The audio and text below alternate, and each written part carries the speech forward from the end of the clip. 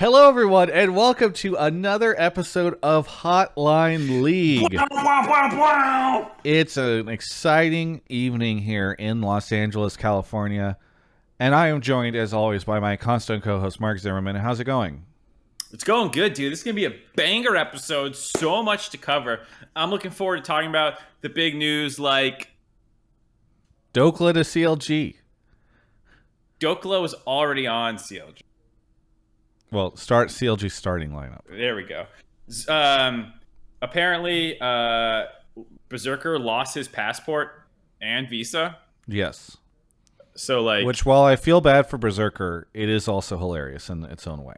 I just saw the headline and I just didn't watch the clip.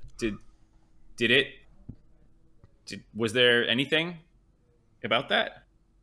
I didn't watch the clip either. Listen, is there any context given beyond that? People watch the show because we are as if we're members of the community. And as members of the community, no one ever clicks any link on that subreddit. You just read the headline, go to the comment where other people have only read the headline, and then they're sharing their uninformed opinions. And then we just kind of copy their opinions onto ourselves, is the way it's supposed to go. Yes, I did see Sven's tweet about this. I also saw Vulcan's tweet about this. People in the chat are sharing it. Did you see Vulcan's? Was it a response to Sven? Yeah, I'll put it in the chat, in the Skype chat. I'll see if I can pull it up on the stream. It's pretty good though. He stole it from Reddit, but it's fantastic. Yeah. Anyway, hey, good on you for giving. Let me give a shout out to Vulcan for sourcing when he steals memes. Yes. And shame on all you other content creators who just pillage your discords. Why would you talk about Cadril that way, Mark? Who said? I mean, I'm literally firing shots. Oh, sorry. I thought you said Cadril when you said that. No. Sorry. I like Cadril a lot. Misunderstood. But literally everyone. It's the meta. I know. I don't knock the hustle. I never knock the hustle. Yeah. Same way I don't knock clickbaiting on YouTube. I don't actually knock people for getting way more engagements by crowdsourcing memes. Did you look at what our good friend Empire just linked in the chat? Uh-oh. While you look at that, SkyG, thank you for the 5 gifted subs. Thank you for the 5 gifted subs. It's very generous of you.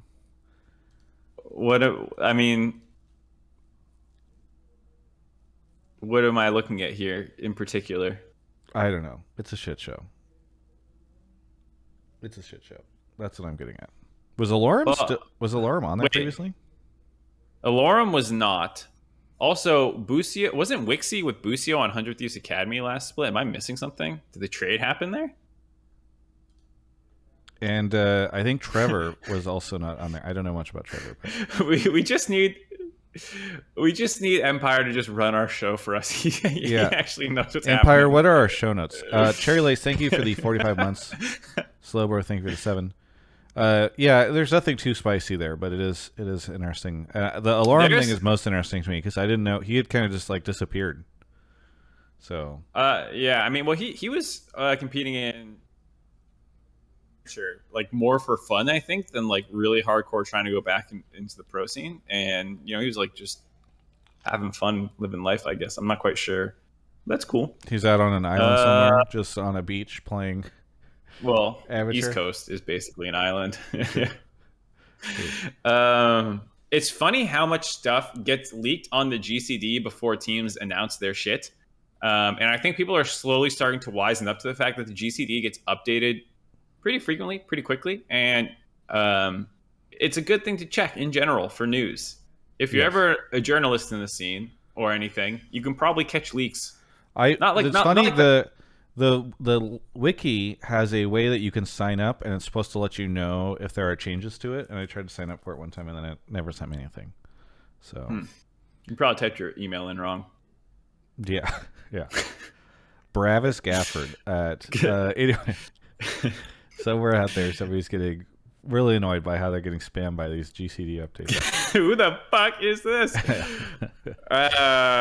So we didn't really talk about show before this, but is this basically like sometimes we do a anything goes episode? That's kind of how this one's feeling to me. Yes, definitely. I mean, there are some things that have happened, but it's not like we're like, okay, guys, we're mostly going to be talking about these two teams that are sucking, this team that's doing well, and whatever. So people can just call in with their general takes, and we just kind of have open lines for tonight. A lot of different things that are worth coming on. I do want to mention we are recording this again on Tuesday. I know that it's been annoying to have some off schedule shows. That's mostly been because of MSI. And then last night, Mark and I do we know if we're allowed to say where we were last night? So what confused me is it seemed like the answer was no, and we watched someone be forced to delete a picture. But I think that was only because they couldn't say, like, they didn't want any evidence. They took a picture of the actual content versus what the picture that I saw someone tweet later was of like a panel thing. Gotcha. Do you know what I'm talking about?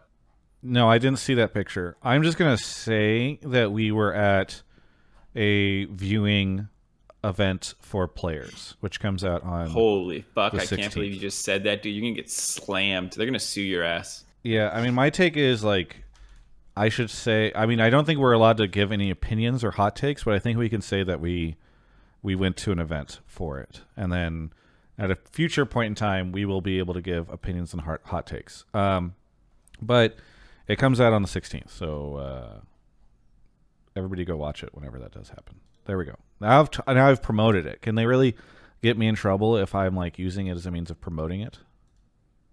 I don't know. Here's what I was referencing. I put it in Twitch or in a Skype. Yeah, I just noticed that this was tweeted out. Given who that is as well, who tweeted it, yes, and the relation to the show, I'm like, wait, was this?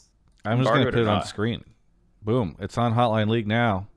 I mean, it's a public tweet. We were at this. This is not a private account. Which was an event. I wish we could talk about it. This is the most interesting thing that I have to talk about this week. But we'll talk about it on next week. The embargo lifts the 13th. No, they say it lifts the 13th. The show. Oh, really? Okay, whatever. The embargo lifts the 13th, I'm pretty sure, and the show comes out the 16th. Okay, we'll talk about. I don't know if you're supposed to say when the embargo lifts. By the way. Well, people will figure out when the embargo lifts when everyone starts talking I know, about but it. Normally that is a thing about embargoes is you are not allowed to say when the embargo lifts. Oh, really? Yes. As somebody who works in a lot of this stuff, as you're usually not allowed to say that the embargo lifts at a certain Technically, time. I don't think I signed an embargo for anything. No, but you do have an NDA with Riot, and you probably signed an NDA with them.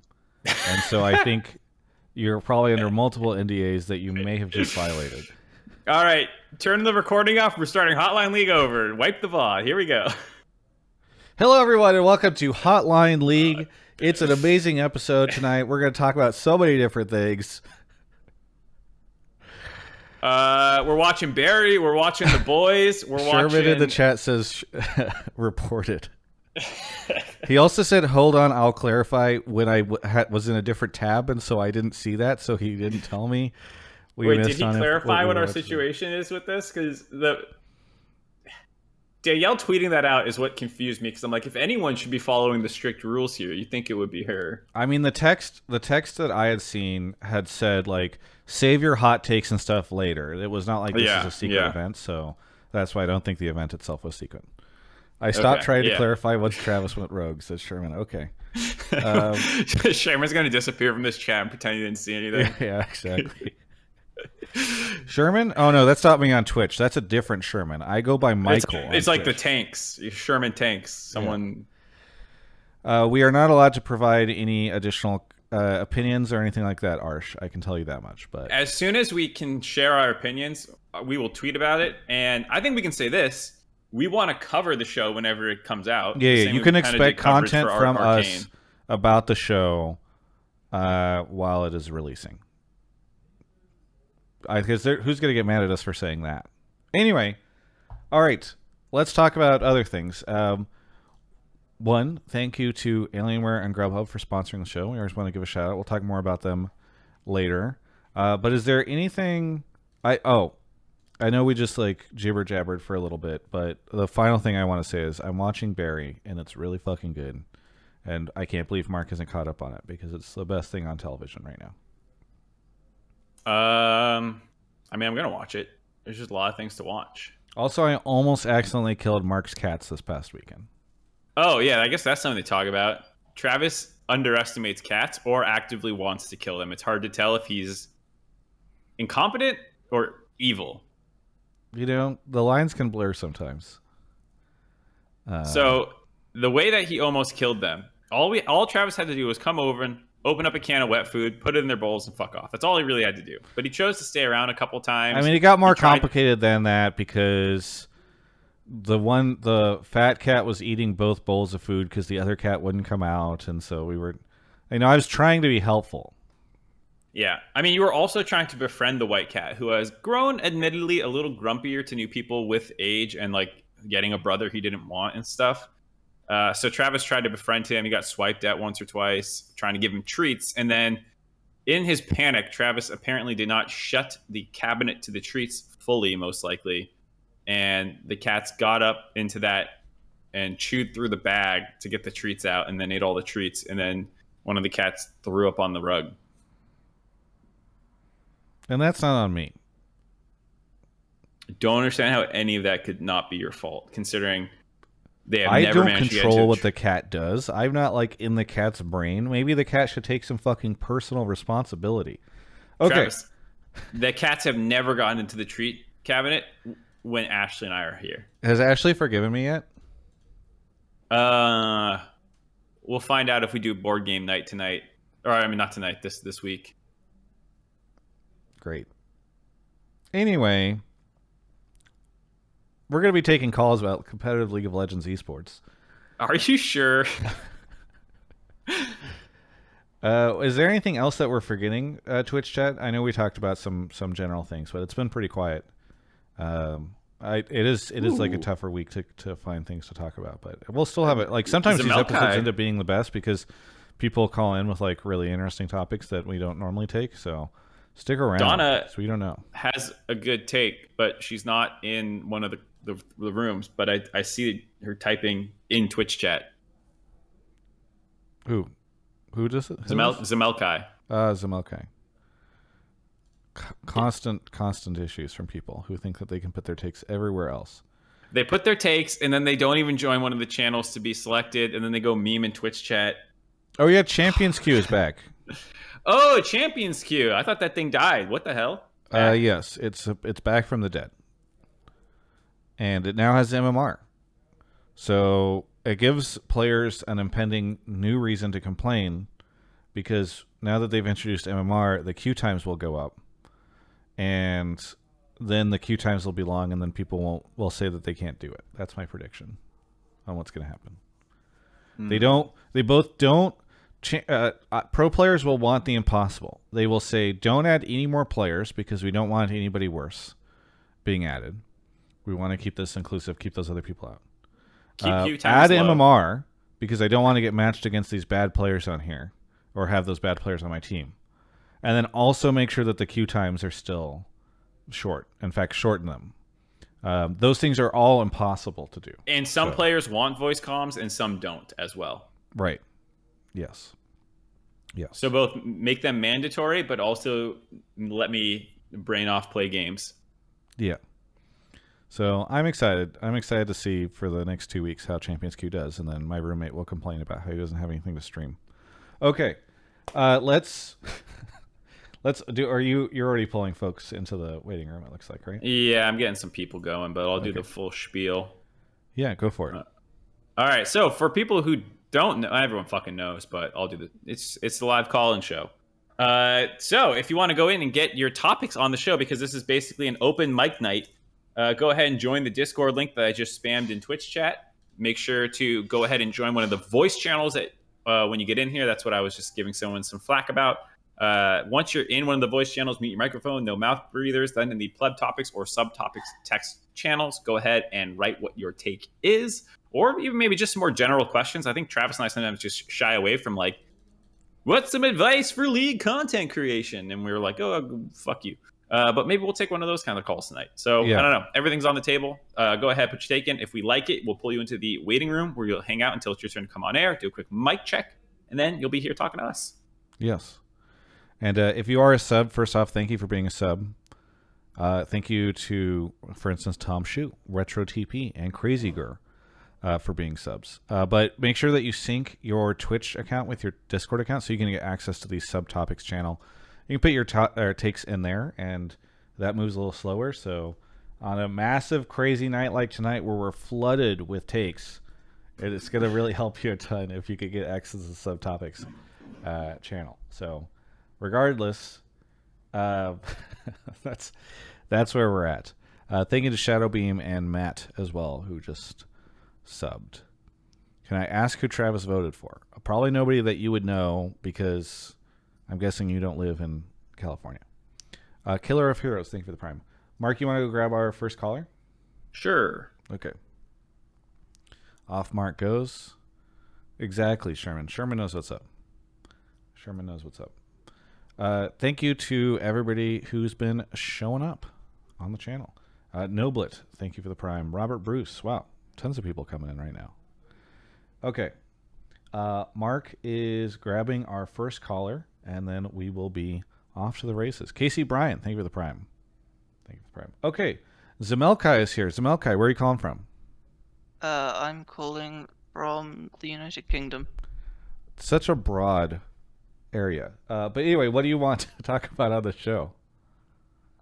So I have what might be quite a spicy take, but I think that orgs should be fined if players miss LCS regular season games due to visa issues with import players at the start of the season because it takes the hype out of the league. And this is specifically in response to the C9 Berserker rumors. So would you have this? Obviously, the Berserker thing is a visa issue, but it's an unconventional visa issue compared to what we normally see at the start of spring. So how do you think this should be broadly applied to all situations like this? So I think that, like, you probably would have some, like, act of God exemptions, right? And, like, I don't think it makes sense for me to try and cover everything that, like, would or wouldn't be included in that, because, like, I'm not the actual person setting the rules. But I think that the broad idea of this is that, like, if an org is going to sign a player as their main roster player, like, for a team, that player should be expected to play every game possible of the LCS regular season, and if they do not play that because of a fuck up on the org's part, and I do think that at some level, like, not having your player take care of their passport and their visa and not being able to play, like, that's a fuck up on the org's part because they haven't impressed the importance of just keeping your passport safe on the player. It's the sort of thing where imports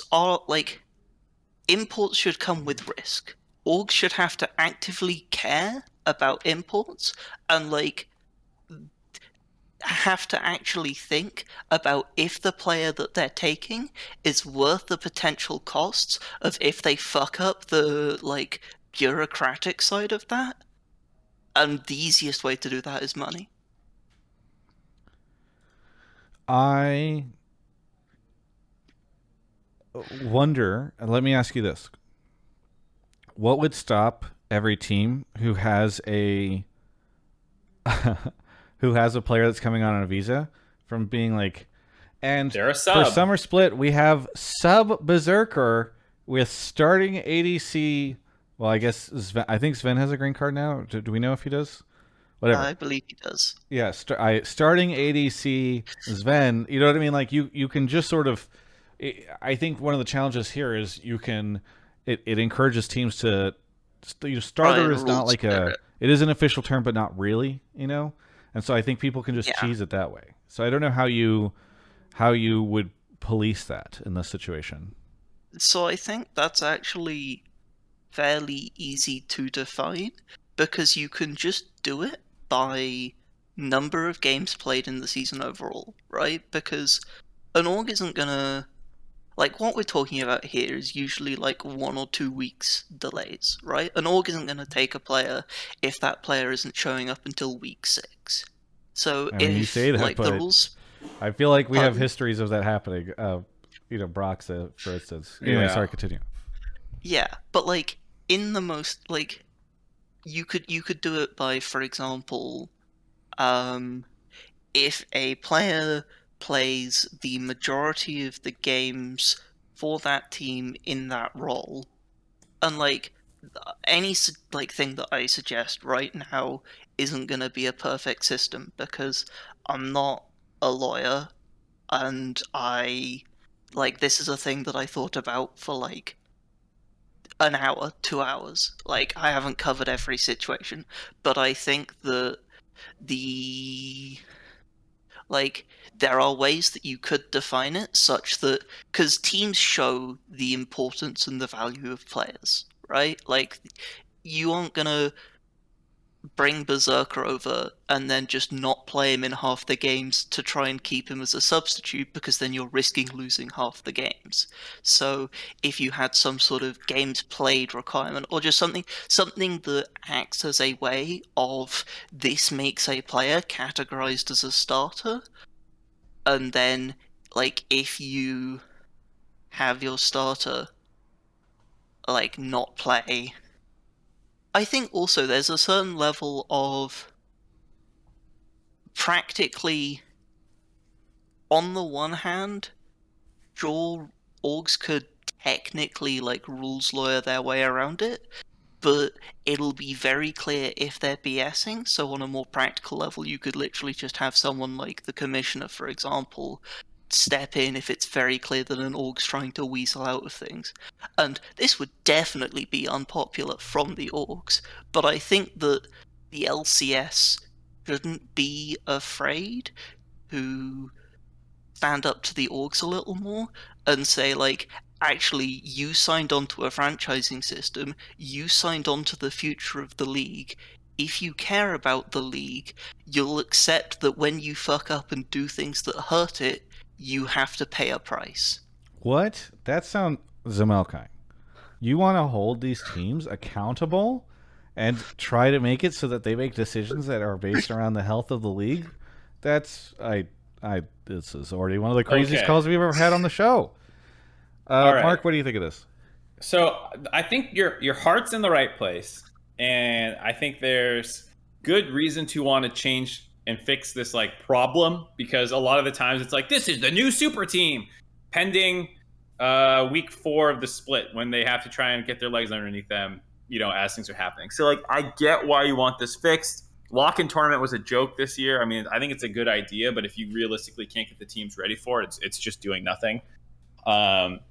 So I think the idea of trying to fix the sub situation that's happening is good. People always talk about how bad the U.S. government is about getting these visas to teams.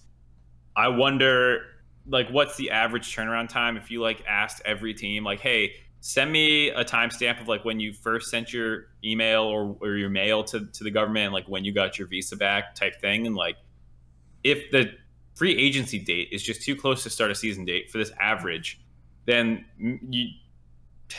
it's not really the team's fault. And in that case, you're trying to tackle a bigger problem of like the overall schedule for the global ecosystem.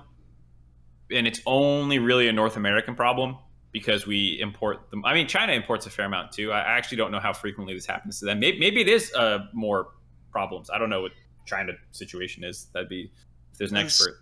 As someone who watches a reasonable amount of the LPL, like when I can, and at least follows content about it, this does happen to players, but like nowhere near with the level of frequency that I feel like it happens in LCS. But that's just a gut feeling.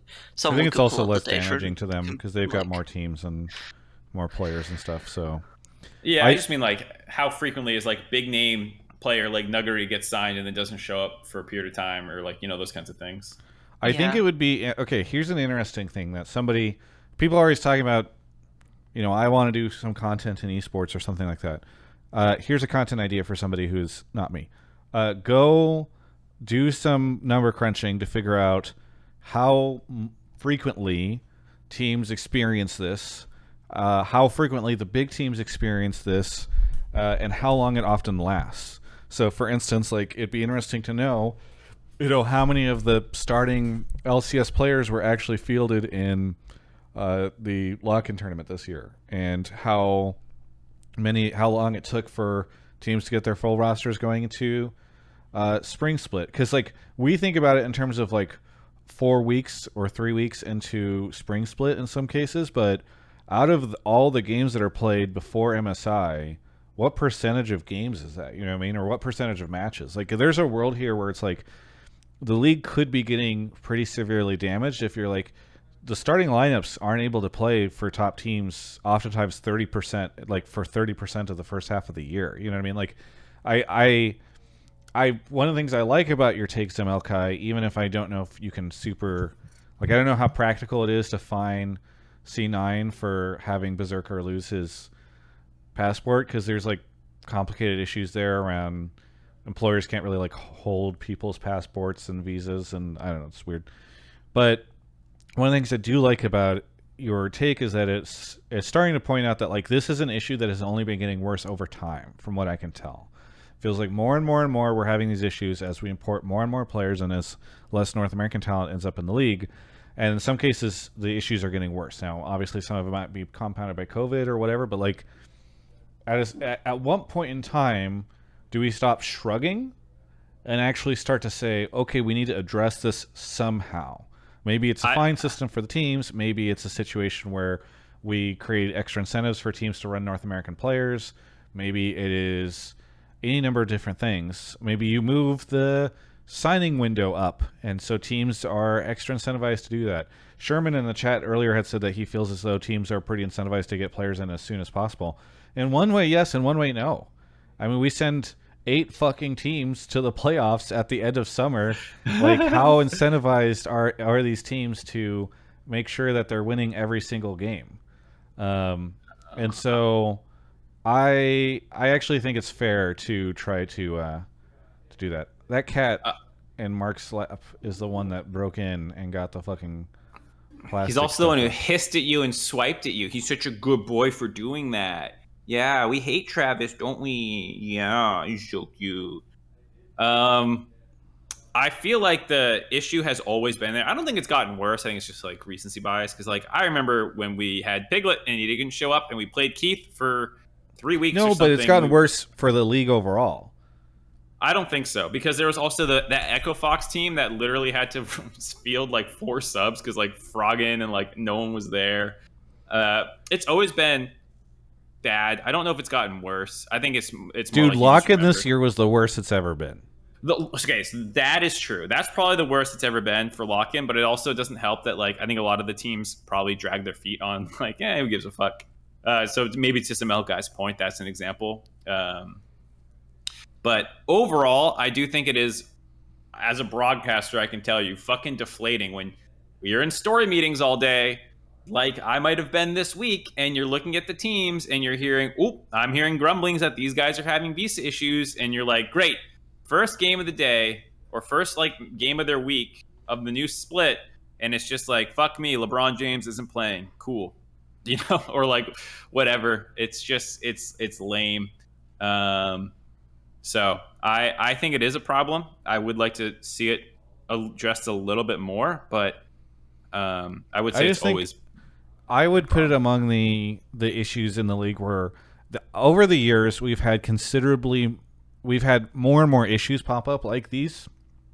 And I think oftentimes the league and the community and everybody kind of does this like shrugging emoji.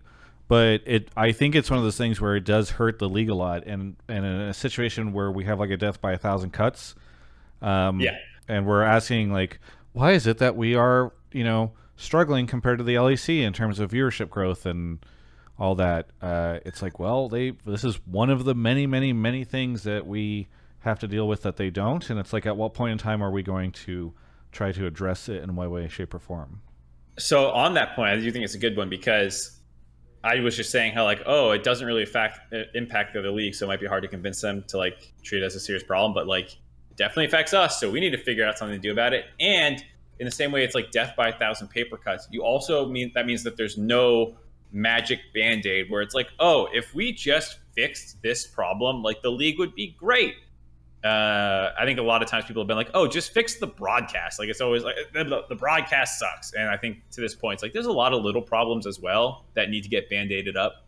And this is just one of them. So of course you need to solve it, as well as like what you've been campaigning against with the revolving door type situation as well. Yeah. Okay, cool. Thank you so much, Zemelci, for the call. Anything that you want to shout out before we move on, or we take a quick break? Yeah, shout out Alienware, Grubhub as always.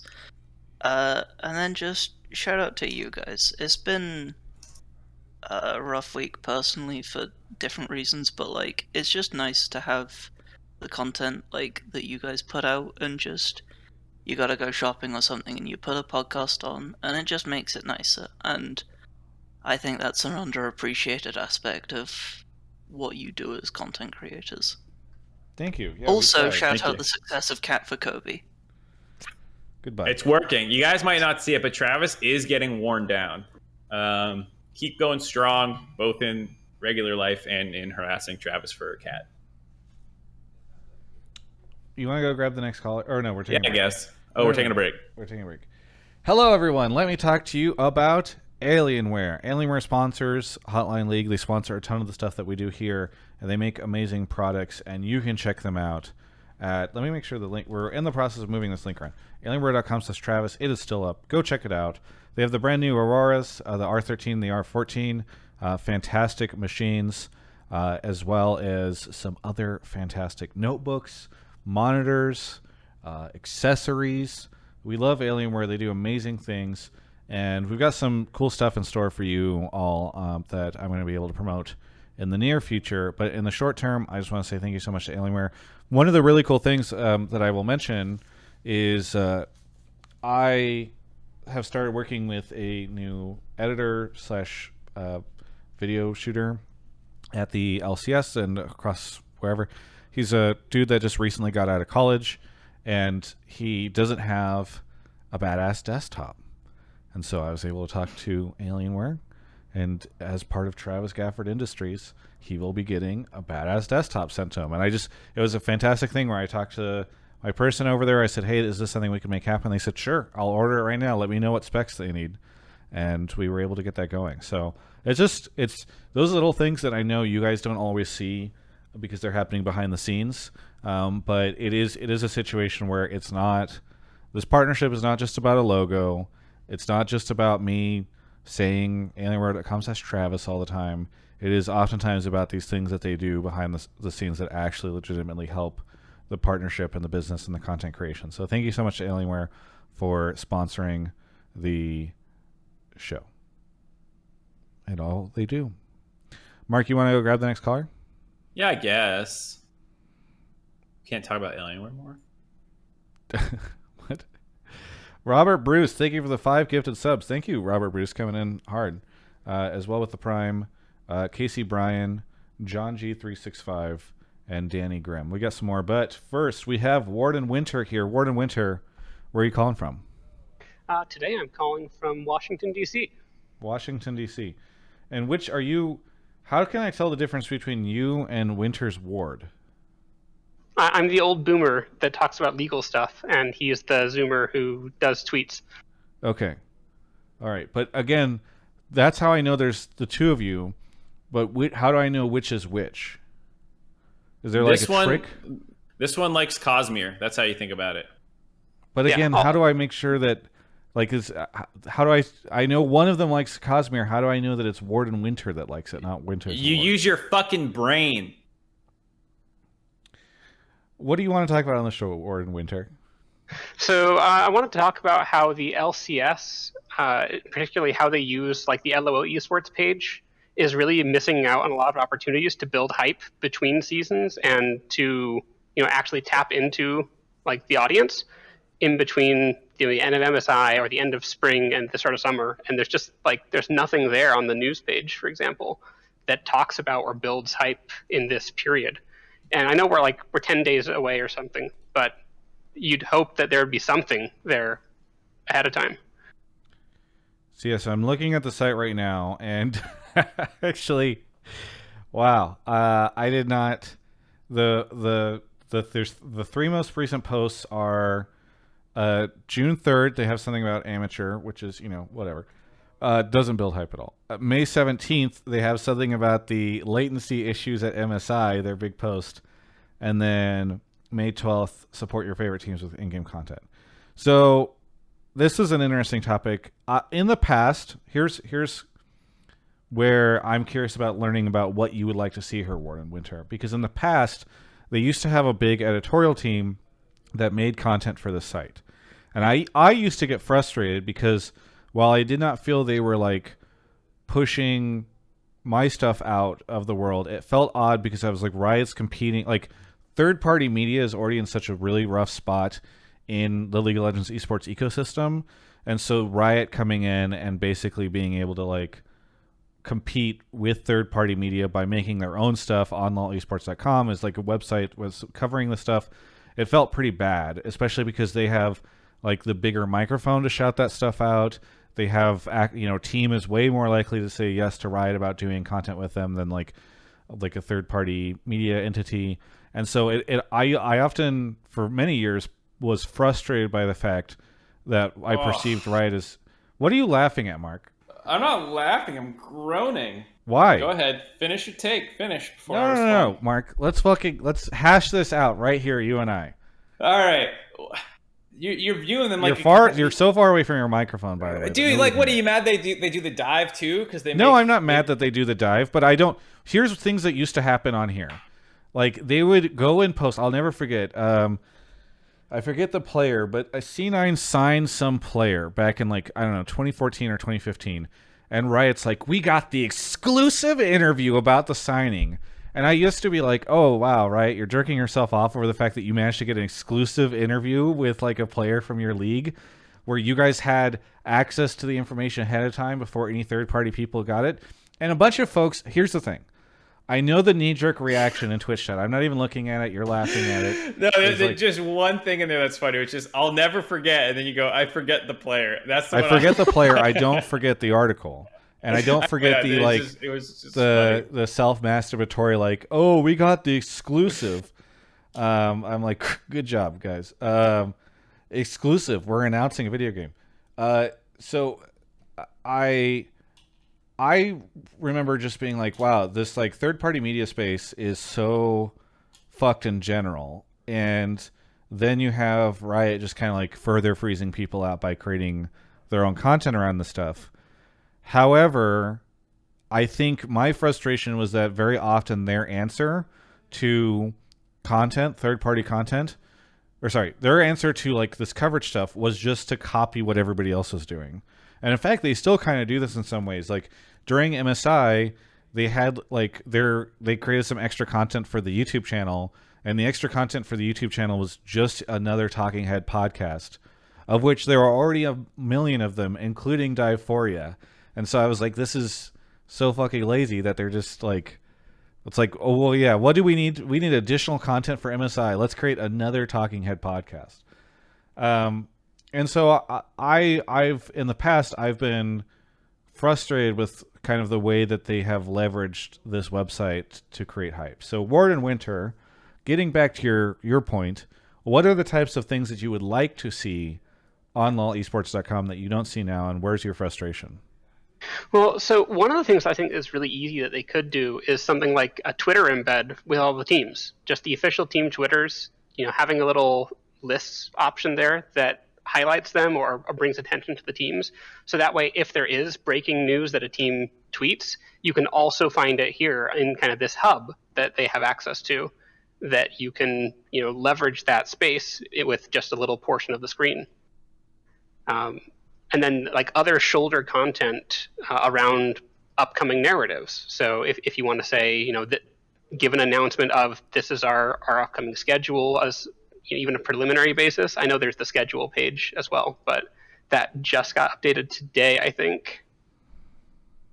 Yeah, I think like they released we the don't have schedule. news about like finals yet, like where it's going to be, or what the.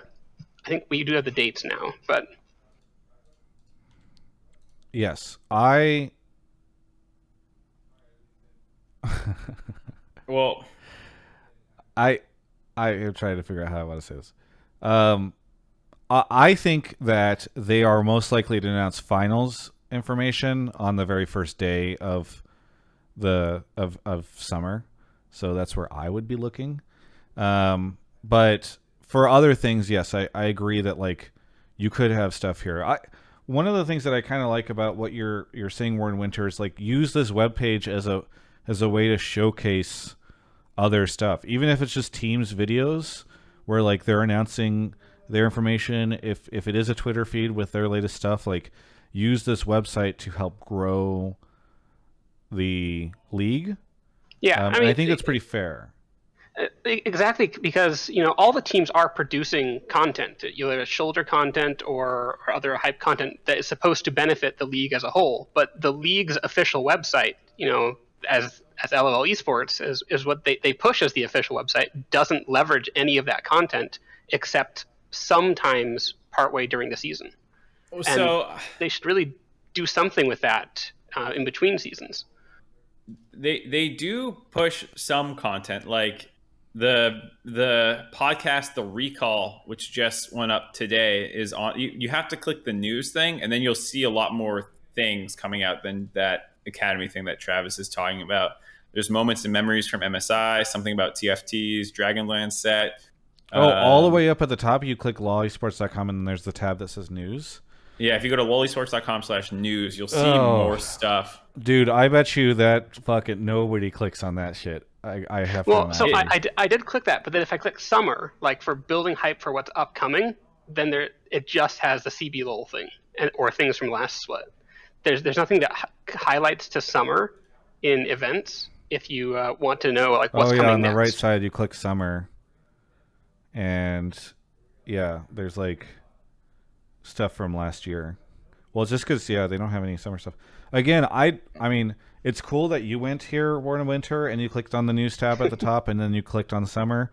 I really imagine I bet you the click-through rate to hitting this news page is like nothing. People go to the front page, they scroll down, and they see if there's anything there. Because like it says latest content. Why would you imagine that there'd be like news that's hidden? There's other latest content. Here's what I'll say. I feel like the LoL Esports site having like all this new stuff is cool, but like what it's missing that a lot of the sports sites have is like actual necessary information that drives people to want to check it frequently, and then they'll see like an article that grabs their attention or something, like Yahoo, ESPN, even like actual sports sites will have stats. For example, if you want to look, how many people want to look up stats on a day-to-day basis about, or at least like during the season? Probably quite a few people. Where do they go? Oracle's Elixir, Games of Legends, Leaguepedia, if you want actual information. And those are all clicks that you're losing that like your main site should probably have. And this is something I've pushed internally a couple times, is like there's just nothing necessary. Like there's nothing that you have here that doesn't exist elsewhere, or like that you do well to just like want to go here. Like there's no stats. You have the schedule, which is like oftentimes not any easier to find information on than just like I can just type in LCS into Google most nights, and that's how I get my schedule. I don't go to lolesports.com. Like there's a lot of like these kinds of like things that would drive traffic, and then like hopefully you get this kind of like effect that like once they're on the page they'll click something else, and then yada yada yada. But yeah, like it's just there's very little other than the content. But again, if you're following the LoL Esports YouTube page or the LCS YouTube page, you're going to see most of the stuff they post here anyway. So like, I mean, what I am surprised about, to your point, Mark, is like I sometimes try to put my shoes in I try to put my shoes in. No, I try to put myself in the shoes of the average League of Legends esports fan who like casually watches LCS. and this person probably didn't watch any MSI because it's a terrible time. It's fine. Mm-hmm. And they're like, okay, wow, it's been forever since LCS has been on. When is LCS coming? And they open up the lolesports.com website, and here's the experience that they're going to have. So first off, they see this amateur tournament thing that's happening. Up at the top, it says that there are LCS games happening tomorrow. 100 Thieves and FlyQuest play tomorrow at 1 p.m. That is not LCS, that is Academy, but there's no way if you were a casual LCS fan to not think, oh, LCS starts tomorrow with 100T and FlyQuest kicking off. I mean, if you read it, you could see, because it says 100 Academy, Fly Academy. But I don't see that on my screen. Up at the, I'm looking at the big banner up at the top, like the schedule thing. Oh, mine doesn't show that, I guess, because if you go to lolesports.com, I'd be curious. On the home page, it doesn't say like Academy next to them or anything. It just says the team. But if you go to the schedule page, mine doesn't even show it. It's kind of just a nightmare to really navigate if you're not paying attention constantly. Mine doesn't even have. I have Hit Point Masters Europe selected, Esports Balkan League, Prime League, European Masters, LEC. I don't even have LCS clicked, or I can't find it if I do. Okay, do you see Mark, right now? Do you see on my the stream? I see it now for you. Mine has been unchecked somehow. So again, you are the average LCS fan, and you are looking at this webpage that I have on stream right now, and you think LCS has got 100T and FlyQuest playing tomorrow at 1 p.m. Yeah. Then you've got this amateur circuit match happening between 100X and a team that you're probably unfamiliar with. And so you're like, maybe you're like, okay, well, if LCS is kicking off tomorrow, I should scroll down and see like a bunch of LCS content or like what's going on or anything like that.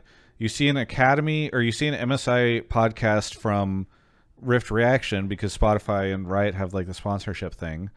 And then there's an Academy and Proving Grounds article. Then there's a bunch of MSI content. And so this is this is what you have learned if you are just an average LCS fan landing on lolesports.com, is that there's no content on this page, but LCS starts tomorrow. Well, and to be fair, this isn't like an LCS product. It's a LoL esports Does not product. matter. No, I'm just saying like LEC fans have the exact same problem, to be fair. They click on here and they're like, what the fuck is the LEC? Where's the LEC? Well, they get a different experience because they're I think I can see what their experience is. So this is what they see, and they're at least their schedule says Vitality and Mad start playing on the 17th of June. They've got they get that this Golden League thing happening, and then there's rotating. Oops, I clicked on the wrong thing there. We're going back. Okay. Now I've got this thing playing. Sorry, audio listeners. It won't let me scroll for some reason. But there's MSI Moments and Memories. There's like a rotating sponsor banner and all this stuff. And so their situation is not much better than ours, but at least like it's not actively confusing in the way that ours is. Yeah, I mean it's not much better. And to the point about like nothing being necessary for them, being on here as well, like the whole point still stands. Like this is technically a LoL esports webpage that has region select for what you see. But yeah, it's a struggle. I'll give you that. I just think overall the whole site is a big missed opportunity for the league to capitalize on these things. And if they want the league to be successful, both the teams and the Riot organization need to do better. Otherwise, people aren't going to want to click or stick around. Yeah. Proteus West says the average LCS fan thinks they're going to be playing games on Wednesday. I think so.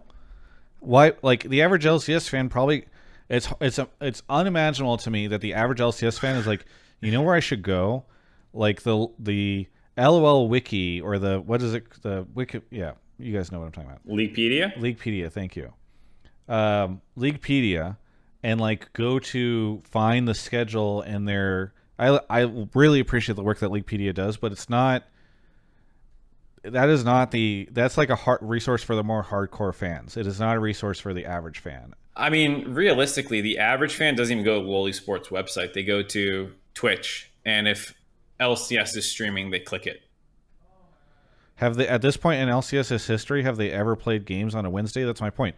I don't know, but like if you're an average fan and you click it and it says there's games being played tomorrow, why would you go, that must be a lie because there's never been a time. Maybe the average LCS fan has been watching for like 2 years and doesn't and they're like, oh, they're changing the format, so now there's going to be games on Wednesday. Cool. Like it's weird to me to just be like to try to brush this stuff off. Sorry, I'm arguing with Twitch chat. I know that's something we're not supposed to do. I mean, you can argue with Twitch chat, but as I was just saying, I don't even think the average LCS fan goes on lolesports site. Where do they go? They go to Twitch or YouTube. They just click the thing they want. I know. I think if it's a Saturday, they're going to Twitch and they're clicking it. I think if they want to know when the season is starting back up again, they're going to go to lolesports. I think the average Twitch or like person is just on Twitch and they see LCS is live and they click it. You know, like maybe a lot of them are planning their day around it or something, but I don't know. Either way, the point that we're making here is it's not good product, and we all agree on that. And it's a missed opportunity. Yeah.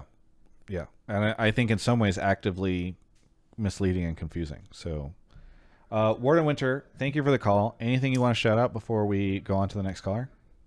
Just a shout out to Pride Month. I hope everyone enjoys the June. Yeah, fantastic. Thank you for the call, and we'll catch you next time. Later. All right. Mark is off to grab the next caller. Thank you to Boater Michael, Zushi, Director Donut, Farmer Ginge, 5 gifted subs, Diddy Bop, Gaiden TV, Danny Grimm, John G365, or Robert Bruce for the 5 gifted subs. Thank you, everybody. Sigma says, my wife's boyfriend uses LOL Esports for everything. Well, there you go. It's popular with people's wives' boyfriends. Arshgoyal is here. Arsh, where are you calling from? Normally I'm in like Santa Monica, but not right now. I'm in SF. You're in SF? Nice. Well, how are things going in SF? It's pretty chill. I think summer is like really nice here, which is good. LA summer is like really annoying. So it's here. It's like wait, why is LA summer annoying? It's too hot. I don't like. It's like you live in Santa Monica. It's 67 right now. I just when I was there in like for finals week, it was nightmarish. I was so hot. Also in a dorm, I guess. So it's like it gets really hot there. Where are you from originally? San Francisco? Yeah, SF. So it's hotter than SF usually in LA. I think it's the same. Really? SF usually gets pretty cold. Arsh, I'm sorry you have failed the test. We're moving on to the next. No, Arsh, what do you want to talk about on the show? There was a Parth tweet earlier today where he said that going into summer of LCS, I think this is the closest the top 5 teams have ever been. Every team has a little bit something different to succeed and some holes in their play, whatever. And it was pretty controversial. A lot of people were pretty annoyed about it. Well, do you want to say what the most controversial part of it was? I don't think what you just read was the controversial part. Yeah, the top 5 he stated were EG, 100 Thieves, TL, C9, and TSM. Yes. And what part of that do you think was controversial? I'm curious. The TSM part was probably the controversial part, considering their placement last season. Yes. So sorry, I cut you off. But anyway, continue. So I would place them as 5th as well. So what did you? Yeah. So you said he made the tweets, and then what did you think of it? I think it's completely true. Like I'm writing a piece right now about like all of each individual team and like where they are right now, roster changes and everything. And it's pretty clear that every team does have at least one hole in their play. And like will struggle in some way. EG being like the obvious, like, oh, they just won, they dominated like 9-0, whatever. But they're also coming hot off MSI, which that's a bit of a contradiction, right? Usually very cold off of MSI, and they got exposed for a lot of different things in MSI. So I don't anticipate this team to instantly come out of the gate swinging, like going and looking really strong. But I do think that like every other team here is very obviously has some hole to their play, keeping them close with the other teams in competition. You want to go first, Travis? You go first, Travis. Sure, why not? I think that the top 4 teams are close. I don't think that TSM is close. I'm surprised that was something that Parth said. and here, let's just read the full thread, because people then came in and were like, "Wow, you're expecting." He said somebody messaged him and said TSM is top 5. He said, "Yeah, no question." And then the person replied, said, "Sorry, don't want to come across as rude, but expecting a 10th place team to be above average all of a sudden with the addition of Maple is a bit unbelievable. Good luck for TSM. They probably need it." He quote tweeted that and said, "TSM was 10th in spring because of a massive operational leadership transition, not a reflection of player skill. I heard about things that happened in spring behind the scenes that made Echo Fox sound competent in comparison. Yeah, that was brutal. They will find their footing and be fine long term. TL were 9th place in 2020. They replaced Doublelift with a rookie and went to Worlds. TSM was 6th place regular season spring 2016, and replacing L-Star with Biofrost created one of the most dominant teams in LCS history next split. Small changes can lead to big things. Maple's an incredible player with a skill level and historical success comparable to Bjergsen and Jensen, but I don't think he's right term long play. Unless Spica resigns, he's the perfect veteran to unlock Spica and accommodate Shenyi if integrated as well. All in all, based on the players on the roster, TSM should be comfortably top 5. Their biggest challenge is integrating the players and staff and role clarity both in and out. So part of my challenge is here, even in a world, and we're going to, by the way, folks, we should have Parth on next week as our guest. I think I said that before the start of the show, exciting. But yeah. And I'm excited for it. I think one of the things here is, for me, even in a world where Parth is right, where TSM gets top 5, which I am skeptical of, I'm skeptical of even more so that it will be a close top 5, right? He's suggesting that all 5 of these teams will be close. And while I can imagine, there's a lot of good arguments to say that 100T, C9, EG, and TL will be close. It's also, I'm very skeptical that TSM is going to be able to power themselves into that conversation. And I think one of the arguments I would make, and probably will make next week with Parth when we have him on, is that he lists TL were 9th place in 2020. They got Doublelift, TSM, whatever. These teams only found success with one change because they had so much success previously and they had all that infrastructure there. TSM is super rebuilding behind the scenes, and so I'm not confident that like the sort of shaky structure behind the scenes, even if it is starting to solidify, will be solid enough for that one change to lead TSM to success. That's where I'm at. So there's parts of that what you said I agree with. I think the top 5 being called all close together, I don't know if I agree with that. I think the top 4, any one of them could miss Worlds, and I wouldn't be surprised. TSM could end up 5th, and I wouldn't be surprised. But I don't think that TSM has a realistic shot at Worlds.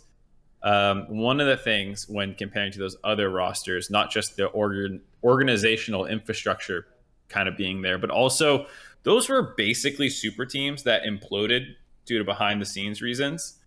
And then like kind of the Yellow Star one was less about like behind the scenes reasons and more just like figuring out how they were going to function. But this is not really a super team. Like there's just the raw talent on this roster compared to the 2016 and 2019 things that he's referencing, or 2020, excuse me. I don't think that part holds up that well. But what I will say is his point about the organizational failings and the player skill being underrated is true. And I was having this conversation with some people today. I think the overall point still lands pretty well because people are at least on the... There's probably going to be 2 camps. There's going to be the people who know nothing about Maple's LPL time and just know him from international competition and think, hey, he's going to be a beast. And there's going to be the people who tunnel on his LPL time and go, he's going to suck ass because he got benched and was getting skill checked left and right in the LPL. Shocker, warning, news alert, we're not the fucking LPL. Like, how many mid laners from last split are going to be skill checking Maple left and right in lane and dumpstering his ass? Like, I mean, especially considering mid pool and LCS is like not great. Yeah, that's my whole point. It's like Jojo, Pune, maybe, and maybe Jensen with him coming back if he's in form, and maybe Bjergsen in form. But like, most likely, not that many people are going to be like putting Maple in the dirt. And the things that Maple can bring to a team beyond laning and like macro and shot calling and just like team play and coordination, like those are all things he can bring to them. There are communication concerns that still come up with that I'd be worried about in game. But I would also say that this team does have enough firepower that Maple doesn't need to carry from the mid lane and can be more of a facilitator, with Spica, Huni, and Tactical all being people who have legitimately carried games a fair amount in their past. And so if he can find ways to unlock the rest of his team, come in as a veteran leader, and like stabilize what was a shit show last split, I don't think top 5 is actually that unreasonable. But I think there is a world where Maple comes in and is just bad. Maple comes in and he's individually not that bad, but can't get on the same page with his team because he's in NA for the first time, and it might take a while to get his feet under him. Or like the organization's still on fire. Like there are still a lot of other things that could go wrong with this. That doesn't make me think it's top 5 easy. But I mean, I actually don't think it's as hot of a take as it seems like some people were reacting to. I mean, Mark, my issue is more with the fact that the tweet implies that TSM could be a top 4 team, or even like top 3. You know what I mean? Like when you're saying that these teams are all close, that's the bigger issue there. I think if he had just left it as like, if the hot take had been TSM will be a top 5 team, like I think it's a little hot. I also don't think that like it's that crazy. Sure, why not? I think it's crazy to say that, or to imply that TSM is going to be competitive with the other 4 teams. So, go ahead. I was just saying, like, the tweet basically implies that like TSM has like a plus or minus like 10% chance from everyone else of getting the title, right? So TSM, Parth is saying, is a title contender, which I agree that's like the hotter part of it, but also like I don't think that the other teams in LCS are nearly as infallible as I think like that implication would give, right? Like I think TSM had a lot of like times when they were really, really good. Like they had Tactical Shenyi had times when they genuinely like were laning really well. And I recall like 5-6 times when like it got into like past 25 minutes and then the casters would go, I don't really know what TSM's doing here. And they just like run it down and then lose. You know what I mean? I really feel like that the what Mark brought up in like the leadership and like the synergy that Maple can bring, I think that's like super, super high value for a TSM squad that looked really confused above all. Yeah, I think the top 5 being close is the question. I think there's a way to frame it where it can still be true, where EG MSI hangover, C9 visa problems / role swaps, 100 Thieves just being inconsistent last split. You know, like you can paint a world where like they finish close in regular season, maybe. I probably wouldn't buy that one too much in terms of that, but like I don't think they are the darkest horse for world's contention of top 5 teams by a significant amount. Like I would, and that's assuming they're even top 5. Yeah, like, I mean I'm not taking this bet. I would not take this bet. Parth will come on next week. I'll make a bet with him. We can try and make a bet. Who would you place above, out of curiosity? I assume we're saying GGS or I mean, Fly, the thing is, really it's the convinced. field, right? Like, that's part of the challenge is I don't know if there's any team that I would necessarily say, like, oh, Golden Guardians will be better than TSM or FlyQuest will be better than TSM. But it's like, I think, let's put it this way. I think TSM is much closer to those 5 teams than they are to the 4 teams, quote-unquote, above them. And so given that set of circumstances, it is difficult for me to, like, I think it's overwhelmingly in favor of the field of the other 5 teams in this set of circumstances. Well, someone in chat, sorry, this is unrelated. I agree with everything you just said. Someone in chat said, I don't know if Parth can make any bets related to teams. I don't think he can make any monetary bets on like betting sites, but I think 2 friends can make a prop bet. I also made a lot of prop bets in my time on the dive, where I take the one team and I give Azael the field, and it doesn't usually go well because taking the field is often, unless it's like a heavy favorite. Yeah. Like that's where I agree with Travis. Is like, yeah, that all that stuff could go right for TSM, but like maybe Dig without Fake God, like they rallied. Insane. Yeah. Well, they were 8-10 last split with Fake God. Like they could go 9-9 with him and take 5th, 6th, which is what Golden Guardians were. They were 9-9. EG was also 9-9. Like shit happens in the regular season, and who knows where it goes from there. Slumdust is big is going to be mid. Well, guess what? 5th place is mid. It's right there in the middle of the pack. Literally the middle. Yeah, I could see that. I think my problem with Dignitas FlyQuest was like Dignitas FlyQuest and Golden Guardians is that they're both like one change, and it's like all of them are like pretty underwhelming changes. I mean, FlyQuest didn't make any changes, but like Golden Guardians changing Fake God for Gamsu is like good because Fake God is getting exposed a lot, but also like Gamsu's coming out of Academy and Amateur and doesn't look like particularly hot, right? Stick Safe for Lost is like, okay, middling to low ADC for a ADC that was middling to low before. Like, that's where it's like TSM has like, okay, firepower, and you had Shines of Brilliance, and you have Spica on your team. You know, like, I feel like there's just more going on for this TSM squad significantly. I think you're taking this from the TSM perspective. You can make a lot of the same arguments you made for TSM for these other teams, where you can be like, FlyQuest had some really good games. Golden Guardians had some really good games. FlyQuest is the best argument for sure, I think. But I don't think that Golden Guardians switching Lost for Stixay when everyone else upgrades around them. I'm not saying it's a great decision either. I'm just saying, like, again, it's what Mark was saying about taking the field, right? Like, yeah, you have to really say, like, you can make 5 compelling points for each of these different teams not doing well, but you have to hope that all 5 of those things end up being right, and then TSM doesn't suffer one of those things in order for TSM to end up ahead of all of them. So that's one of the challenges you're facing. And so, like, if you give each of them a 10% chance of beating TSM, they still add up, right? So it's like a 50% chance. So I do see what you're saying. I don't know. I just think that TSM, I guess, has the highest ceiling, and I tend to be an optimist. I don't know, man. Some teams have ceilings. They don't get fucking close to them. Immortals with PoE, Xerxes. If it has, I have a friend who says, like, PoE signed a deal with the devil to be the best player in the world, but part of the deal was, like, he couldn't build correctly. So he's forced to, like, build whatever bad stuff he can while also playing absolutely insane. Thank you, Arsh, for the call. Anything you want to shout out before we go on to our next caller? Nothing particularly. Have fun. It's nice being on for the second week in a row.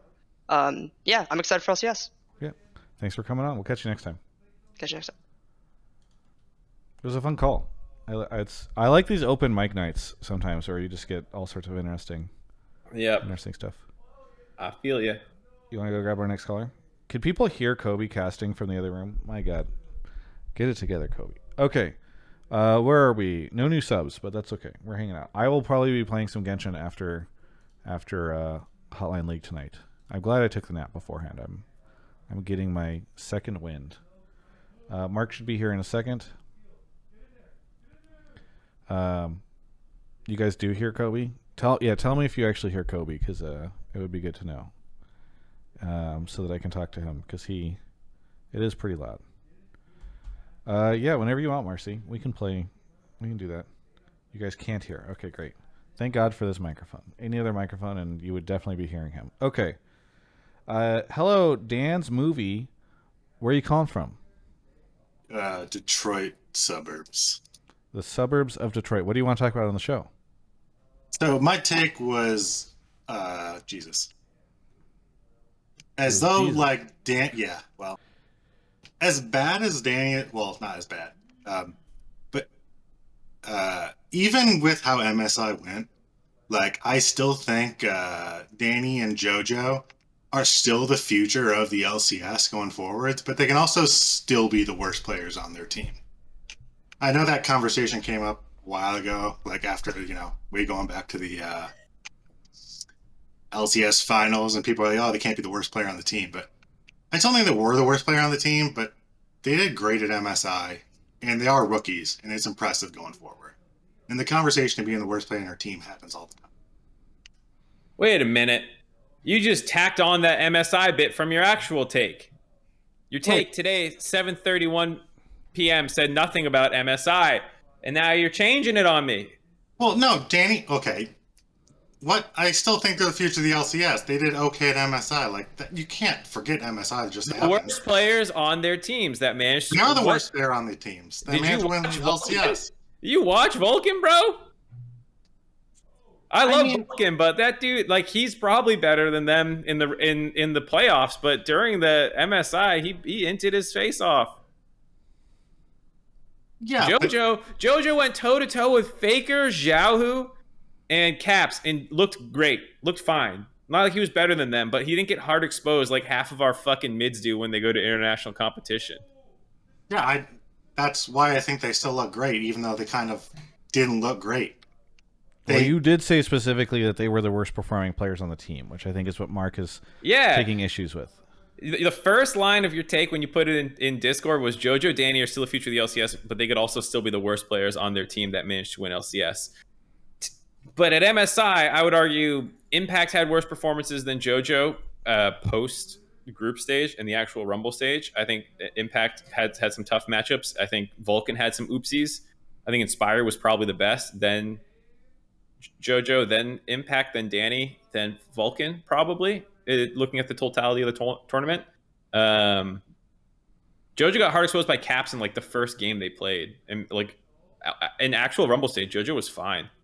Yeah, I think they were, but you're also bringing MSI stats, and I just mildly think Vulcan is not that bad.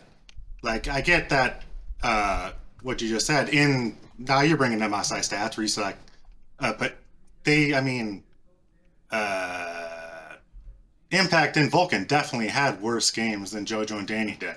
But going into that, most people thought they were the worst players on that team. And even if they were the worst players on that team, I think they did okay. I think Impact and Vulcan had worse stats, but if I was to make a team next week, I would still pick Impact and Vulcan as overall better players than Danny and Jojo. Well, maybe. Yeah. I don't know. Depends how much you want to trust what happened to MSI. I don't think you can just ignore MSI. I don't think you ignore these either. I think they did great at MSI, and I think being a rookie and showing that much skill, the second sentence I wrote, being a rookie and showing that much skill is impressive. Like, that shows a great future. But, okay, my point was, before you even stated your take, you were already copping onto the, like, forgetting MSI, when it wasn't your take when you posted it. So when I was going to bring up MSI, you're already ducking out of that. Well, yeah, I fucked up. Yeah, it's okay. I'm just saying, like, man, I don't think you can discount MSI. I think the rest of your take is fine. I know you're not being too negative on them, but I think they are not even that much worse than the rest of their team when at international competition, other people are playing worse than them. Like, even if you want to make the case that they're the worst players on their team, they're not so much worse that, like, on any given day, the rest of their team plays worse. You know what I mean? Like, the error bar between these guys is not that substantial, and it just feels like one of these conversations where, because they're young NA talent, we got to start saying, well, they might be the worst on, like, they're Inspired's carrying their ass. You know, I'm like, I don't know if we even need to have this conversation. I wasn't trying to come from that angle. I'm just saying, when we like flash back to the finals, people are saying, like, oh my God, they're the worst players on the team.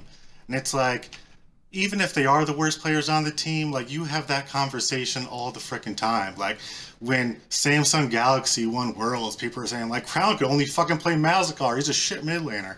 And he won Worlds. And you had, like, Bowland, who was on IG, and they're like, you just rookie and the Shy dragged a course across the finish line.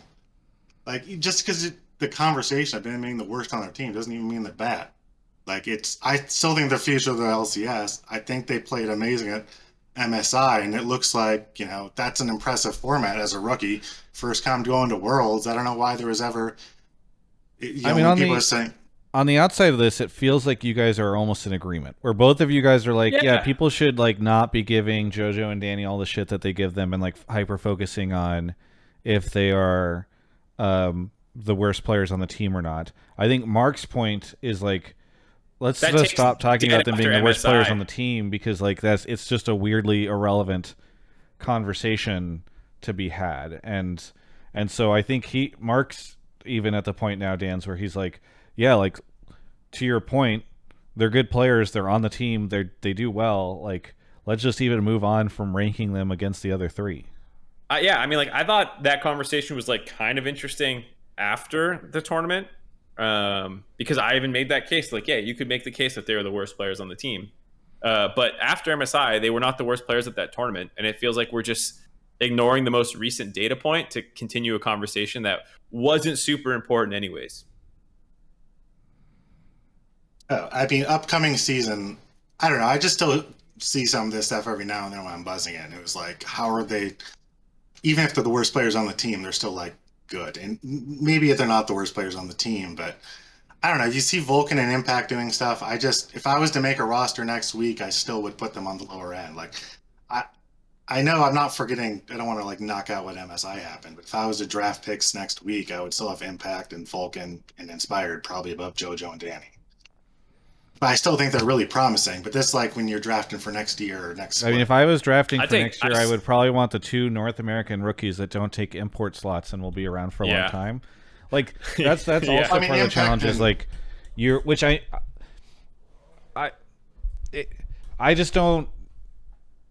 I would actually, if I was drafting next, it depends on how long I think I'm going to be in the LCS before I inevitably sell my spot. But I would, if I'm thinking for the long term, I'm definitely going to go draft those guys rather than some of the other folks. Vulcan's no joke. I don't want to make it sound like because I'm saying this about his MSI thing. Here's an interesting fact. He's won more titles in the LCS than Core JJ has. He won 2 with C9 and 1 with EG. That's such a weird thing to think about, considering how much we hype up Core is. It's actually going to be one of my talking points for the LCS this season, to put a little pressure on TL and Core JJ. It's like, yeah, we all know you're great, but you haven't won in 3 years. You won in 2019 with Doublelift, who is the king of the LCS, and since then, you haven't won a title. Haven't gotten out of groups at any international competition. What's going on here? Vulcan, meanwhile, has gotten out of groups twice during that time. Mark, even if Core JJ is the worst player on Team Liquid, that doesn't mean that he's not a good player. Can Core JJ win without Doublelift carrying his ass across the finish line? I don't know. No Doublelift, no trophy. Okay. Can Bjergsen win with that? I mean, you can do this with like everyone, but the point stands that like Vulcan's no fucking joke, dude. This guy's a beast. He has over the last 3 years the best run of supports in the LCS. Even if gameplay eye-wise, like we all know Core JJ is fucking insane, let's be honest. But if you wanted to paint a slightly disingenuous picture, you could. Dan, thank you so much for the call. We're going to take a quick break, but anything you want to shout out first? No, just good show. First time caller, and your old sponsors, Tidy Cats. Oh god. Thank you for the call. He's left. Okay. He's like, fuck you guys. He's out. He's like, I'm done. I dropped the Tidy Cats. I'm gone. Okay. Speaking of sponsors, let's talk about Grubhub. Guess what, folks? I have a new code for you. I love that this is becoming a thing where people start messaging me or harassing me or begging me for the codes to save money. And this week's code is from June 6th to June 12th. Use code 5OFF. That's the number 5 off Travis. All one word to receive $5 off on your Grubhub order of $15 or more, only for the first 500 orders. So I just put it into the Twitch chat. It'll be in the description. But this is how you save money on your Grubhub order. And it's fantastic that they do this because I know that we're saving folks tons of money every week. And it's pretty cool that we have this. I don't know if anybody else gets this type of treatment, especially in the esports space. So it's pretty cool to see that Grubhub comes in and does this type of thing for us. I really appreciate so much of what they do for us. And we had a code last week. We've got this one this week. Keep saving money off your order of Grubhub by tuning in to Hotline League every week to grab the code. Also, it's just cool what they're doing. We have some stuff that I just realized I need to follow up on it because we're getting close to the deadline. But we're going to be recording some cool stuff later this week or later this month for Grubhub. So stay tuned for that. But thank you to Grubhub for sponsoring the show, and we'll see y'all next week for another code. Mark Zimmerman, you time me out in chat? Caller? You fucking time me out in chat? What? I was reading, dude. I was reading a Grubhub ad read. Like you can't multitask. Mark, do you think I'm capable of multitasking? I can't. I don't even know what I'm doing right now. Okay, Mark went off to go. Guys, guess what? I really did. While he's not here, I'll let you guys know I did time him out on the chat. That was actually me. It was a little lie on my part that I wasn't doing that. I actually did. Thank you to PJ Salt, Easy G, Zerthon, and then Mad Fishy for the subs. Elyon is here. Elyon, is that how you say it? Yes. Where are you calling from? College Station, Texas. College Station, Texas. What do you want to talk about on the show?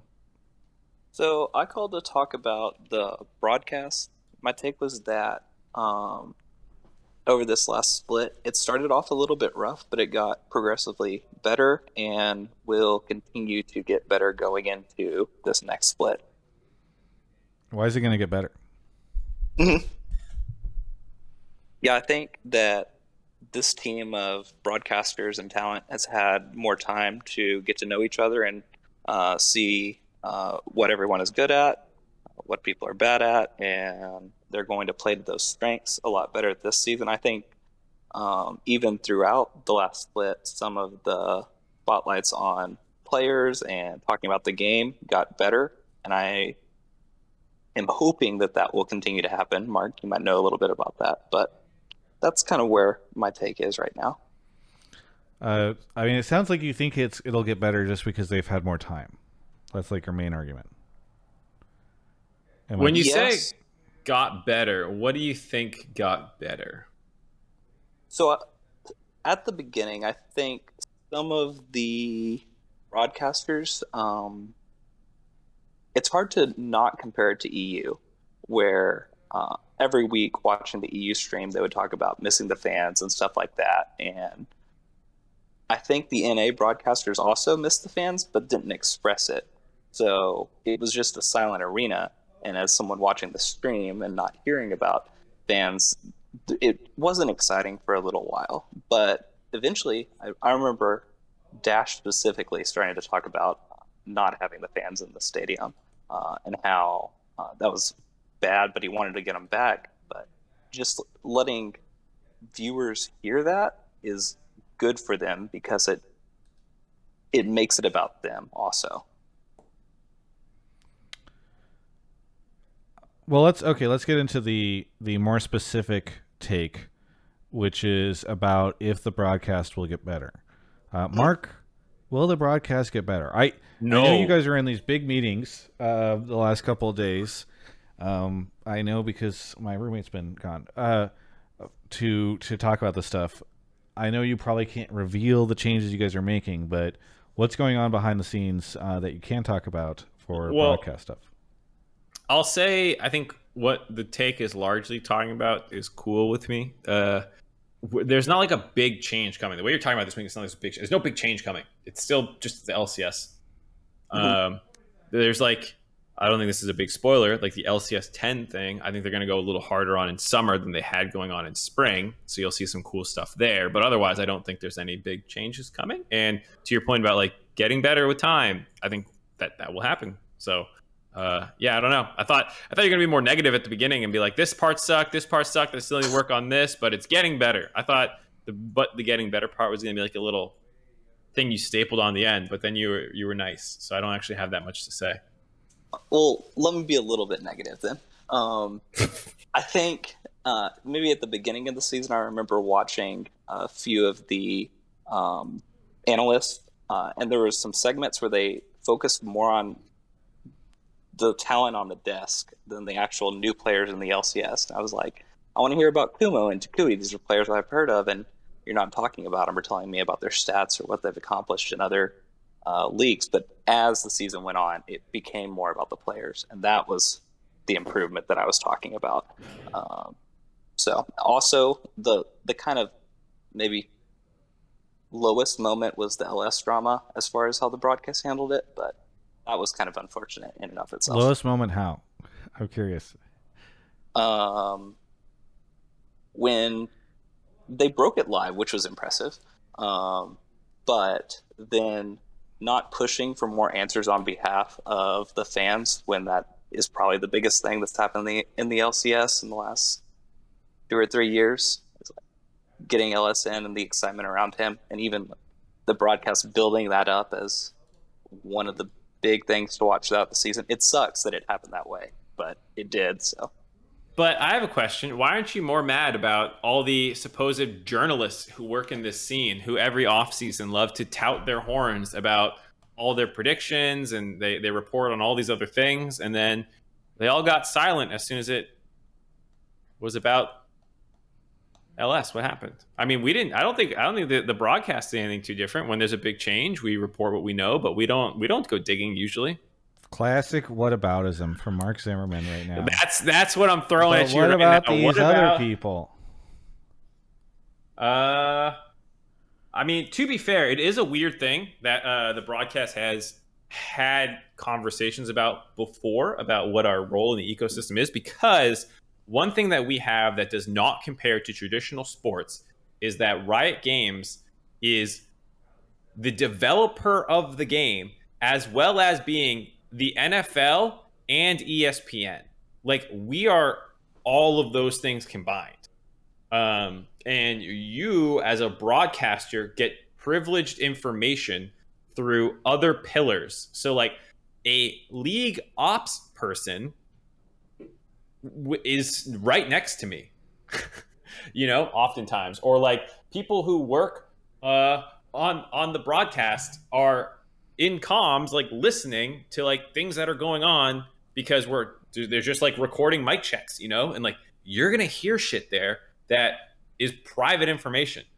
And, like, you as a broadcaster are gonna learn things through channels you should not actually have access to in a, like, fair world, that, like, in traditional sports just wouldn't happen. Like, it's not like fucking Waj is, like, sitting next to the commissioner of the NBA and, like, their offices are, like, right there, like, that's a situation in the LCS where, like, just like such close, because it's all kind of run by Riot overall, you get these other cross conversations that you pick up. And so, like, a lot of the times we'll hear something and we'll be like, really, we can't tell people that? And they're like, you have to wait for it to go public through another avenue, because we're getting it through the person who receives the roster updates, and therefore is, like, building out things that are not related to news breaking.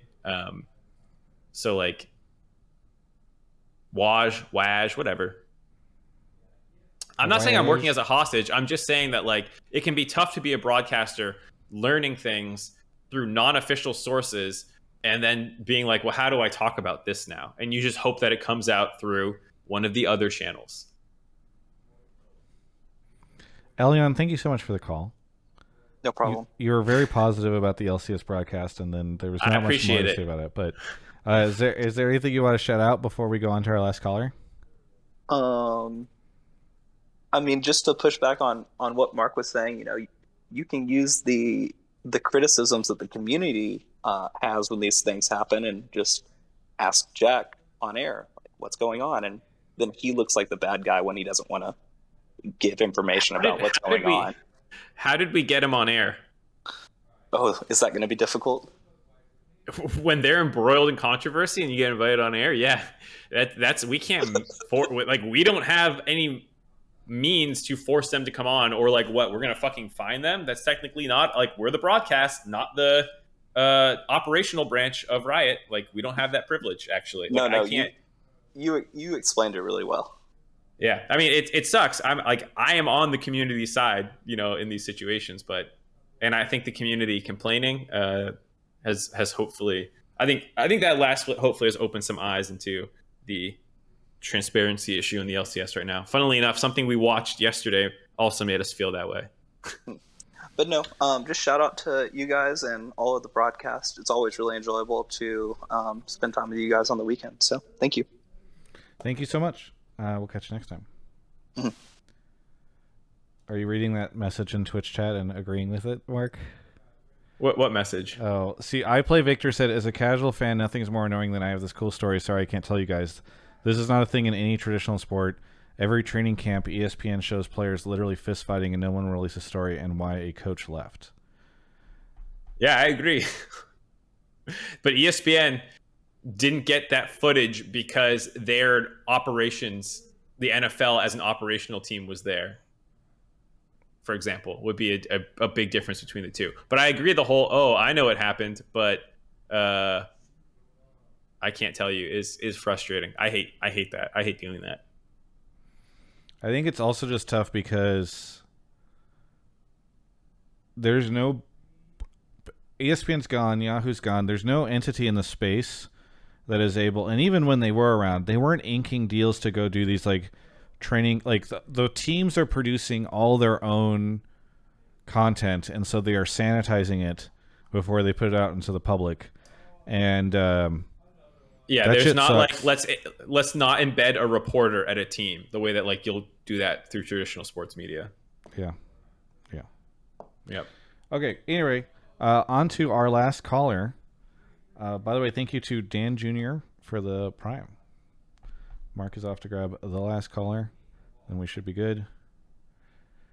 You don't think the NFL leaks things to ESPN or their other media partners? I mean, I play Victor. Shit gets leaked all the time. I've literally covered stuff before, but I think there's this idea that like every single thing is like leakable, or that I don't know. It's just shit drives me crazy. TomShoe, where are you calling from? Hey, it's been a while. Calling from Washington, D.C. What do you want to talk about on the show? Yeah, so, well, before I get started, I had a problem with something Mark said about... What is your take tonight, TomShoe? Oh, come on, man. You're killing me. Why do I have to follow rules that everyone else follows? What? Come on. Okay, everyone's getting banned from subreddit. Whatever. So, anyway, I wanted to talk about Dhokla getting promoted to the LCS, and you know, I know there's been a lot of talk about how, you know, Champs Queue is starting to become this big thing where we're seeing a lot of players that are, you know, we normally don't get to see a lot of visibility into, that have put in a lot of work and get recognition, not just from, you know, from the community as a whole, but from, it seems like, teams themselves. And I think Dhokla getting promoted is just part of that, right? So we've seen, what's his name? Yukino? I think he's from, I think he plays on Evil Genius's amateur team. He was, I believe he was on an unaffiliated amateur team some time ago. And then he was, you know, out there spamming Champs Queue. And then apparently he got noticed, talked about on Reddit, Twitter, so on and so forth, gets picked up on EGP. You know, Dhokla does the same thing. He's on CLGA, looks pretty good, grimes a lot of Champs Queue, and then all of a sudden he's promoted. So now my question is, are we starting to see, as opposed to, you know, fully organized competitive games, are we starting to see, you know, grinding out Champs Queue and looking good here as kind of the next frontier when it comes to being able to kind of distinguish, like, okay, this is the next major prospect that's coming on, that's going to be coming down the pipe, right? Like, do you guys have any insight into what teams are kind of thinking at, or what teams are kind of thinking of when they look at the Champs Queue VODs and the statistics and things like that, or I don't think that like people are getting picked up because of their Champions Queue performance yet. I don't think that's what happened with Dhokla, and so I don't. And if anything, I feel like people, like, the sentiment around Champions Queue has been that it has been a failure so far. So it's hard for me to feel like it's a major determining factor in pulling talent into the LCS so far. It's a failure? How so? Sorry, are you asking why people think that Champions Queue has been a failure so far? Yeah, I mean, the reception seems pretty positive, and like they're making adjustments this split. I mean, where have you been? They literally had to cancel. They like had to turn it off, and they had to pull it back, and people stopped playing it, and like people. There was multiple pros who were saying that it was dead and how like people don't use it enough. Like pros were talking about it like dying. What?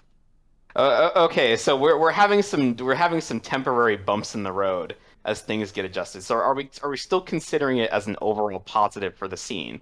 I think there's a hope that it can be a positive. I don't think anyone right now feels like it has like it. Champions Queue has yet to fulfill its promise, and if anything, it has revealed, I believe, more systemic issues within the league that actually kind of give us a black eye. Like, I for instance really wanted to. I for a long time have been very positive about the players. Like, a lot of people will be like, "Oh, these aren't just paycheck stealers. Oh, these players are just." They're here, you know, like the community loves to rag on it. Other people like to rag on them. But overall, I have tried to trust the players and that they have good intentions, and I think the majority of them have a very good drive. It was incredibly hard to keep that optimism towards the end of the last Champions Queue run. And so, if anything, I'm not saying that Champions Queue was a mistake. I have hope for it. I hope that the changes they make will be positive. but like it is, I think, embarrassing on the global stage how Champions Queue has gone so far, and I am very hopeful. I'm hopeful that it gets better, because if not, like, it's really embarrassing. Well, and I feel like somehow we've gone very far from the initial topic of Dhokla getting promoted, right? Well, I just don't think that Dhokla getting promoted is like Mark, am I wrong? Is it very Champions Queue oriented? It's not entirely. It's not entirely because, and part of it's because of his his fantastic academy performance. But we can say that him grinding Champs Queue, finishing high, can be a part of that. Right? Yeah, we can say it. I'm not sure if it means it's true. Yeah, I mean, like, he got the award. It wasn't called the MVP, and it wasn't supposed to be an MVP, but he got whatever award the Academy broadcast handed out. Like, he was playing well for multiple splits in a row in Academy. CLG is having struggles with their main roster. They're bringing somebody up without having to sign a new player to try things out for Summer Split, because it's clearly this whole roster this entire time has been a developmental roster, and they're just like trying pieces out. Like, I don't really have a problem with it. I'm excited to see Big Dokes back in the LCS. I guess like the validity of Champions Queue doesn't factor into it as much as all the other like CLG specific points. That makes sense to me. And I'm not saying, by the way, that there's not a world where like Champions Queue does get to the point where you seem to hope it is right now, Tom. Like, I think there's a world where we get, like I'm hopeful for a world where players start to pop off in Champions Queue. They look really good there, and then there starts to be a bunch of positive sentiment. People are like, why isn't this player in the LCS? They climb the ladder. They're outpacing all these other players, and like you start to feel like Champions Queue is earnestly funneling players into the ecosystem, the competitive ecosystem. But I don't personally feel like we're there yet. Now, it's the early days. Like, I almost feel like they should have called Champions Queue beta, like whenever they first released it. Can I disagree with you for a second? Sure. Yeah, I think what's kind of going on here is that you said you were taking a lot of your opinions from players when they were talking about the Champs Queue experience, and I think one thing that's kind of being blown out of proportion a little bit. One thing I do have an issue with is that players love to complain. Like, let's just be real. I mean, geez, like I've been paying attention to like the amateur scene for a long time as of late, and every single thing, like whether there's like a scheduling issue or some kind of conflict, there's always some kind of passive aggressive like tweet storm flowing across my Twitter feed. Like I get it, it can be really annoying at times, but like let's not like miss the forest for the trees.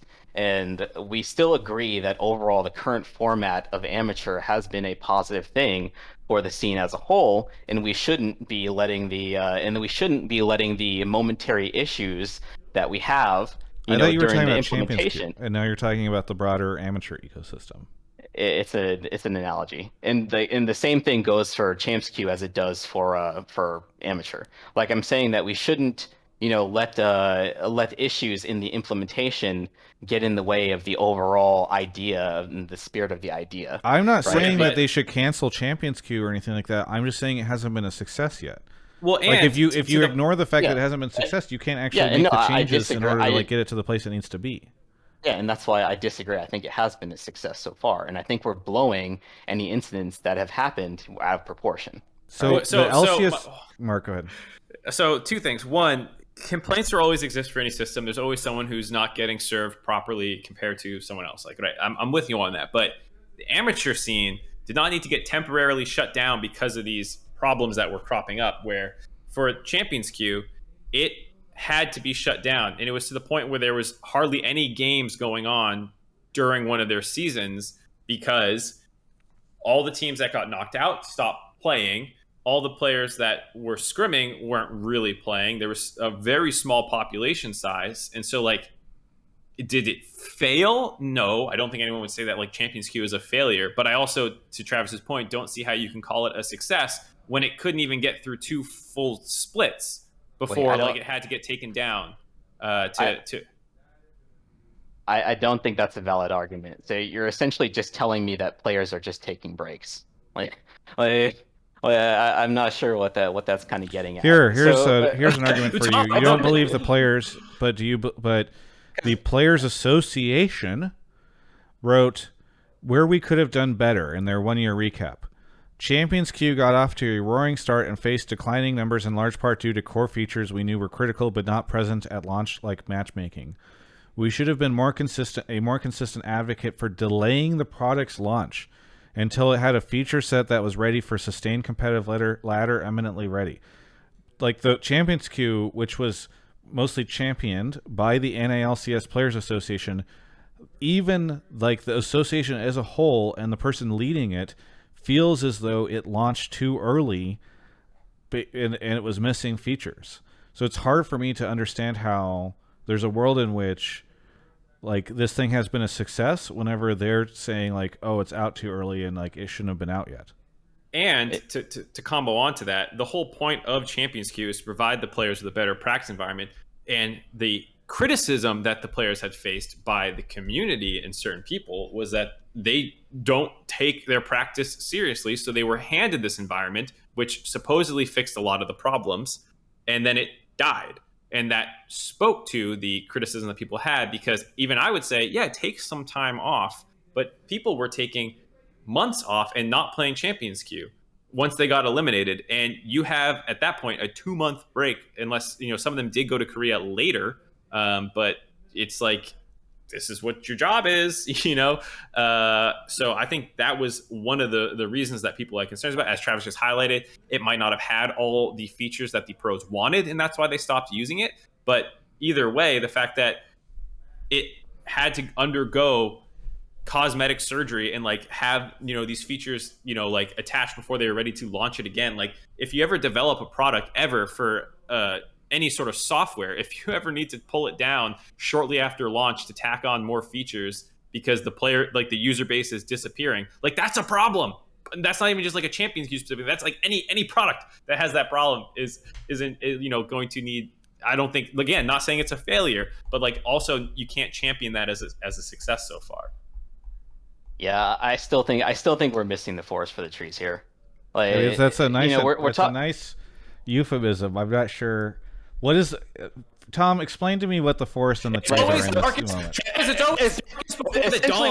Essentially, what we're doing is we're over-indexing on the bad and not paying attention to the big picture here. Okay, so what is the big picture? I could do this all day. No, that's not what missing the forest for the trees is either. It's hyper tunneling on one point and missing like the overall conversation is what missing. What the is forest for the trees is. That's what I just said. What is the overall point here, Tom? Yeah, the overall point is that Champs Queue is overall a success and is going to change the way with how we examine our talent in the LCS. Like, okay, really quickly, we're seeing with Dhokla, we're seeing really with quickly. Yukino, You think Champions Queue is an overall success? How do you define success for Champions Queue? So, all right, so we're talking.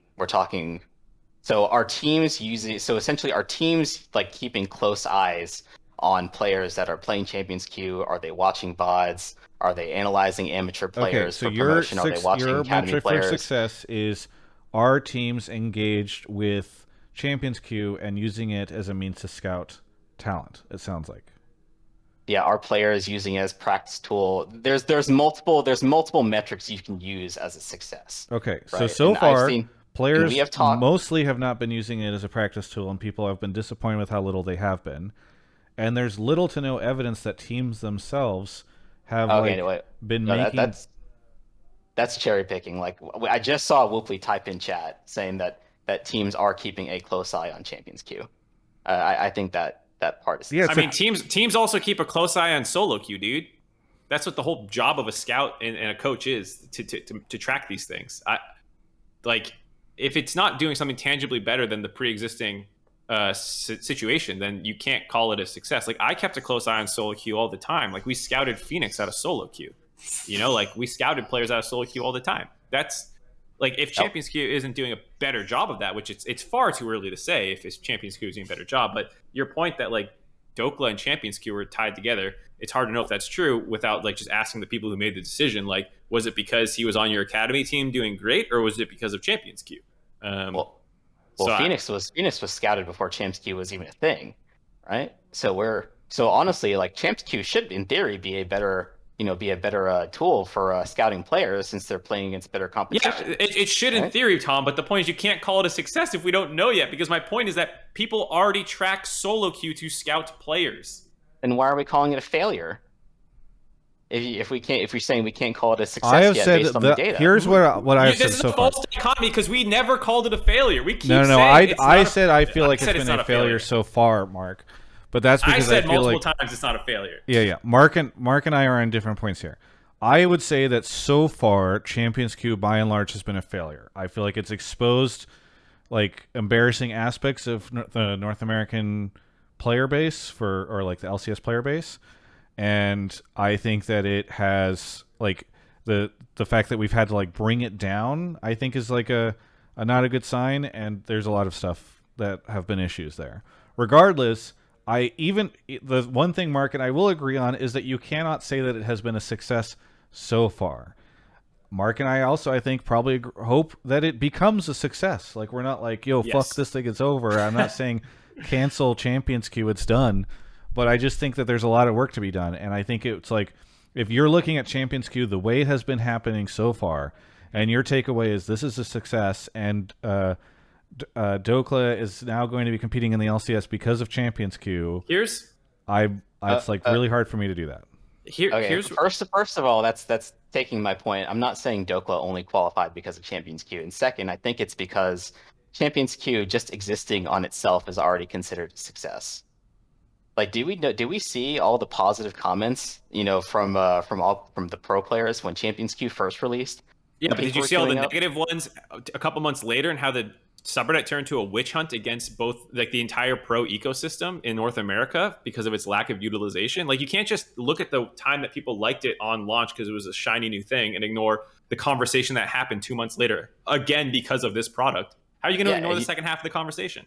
Yeah, and you can't over-focus on a lot of the negatives and not ignore that things are going to be fixed when we keep iterating on it. It's just like amateur, right? We'll keep on iterating it and make it better, and it'll eventually become a success.